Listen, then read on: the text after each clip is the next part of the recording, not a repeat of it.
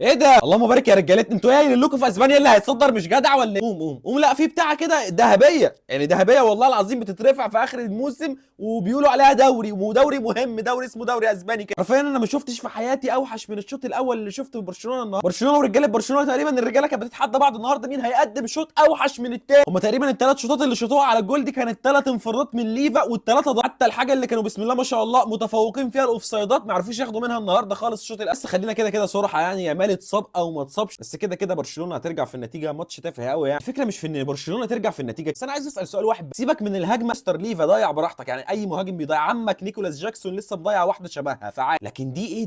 دي ايه يا مستر ليفا؟ معلش انا عايز انت مدريدي ولا انت بتشجع اتلتيكو ولا انت حالتك ايه؟ انا مش فاهم، انا لحد دلوقتي مش فاهمك. دي ده انا احطها عادي، دي تتحط عادي، دي انا احطها ايه؟ دي اي حد يحطها عادي يعني. والله العظيم ربنا يخليك لينا، كتر الف خيرك، مع ان انا عارف ان انت هتنزل الشوط الثاني تجيب هاتريك، بس كتر خيرك لحد دلوقتي عامل اللي عليك. وتقابل بعد الماتش وبرشلونه كسبان.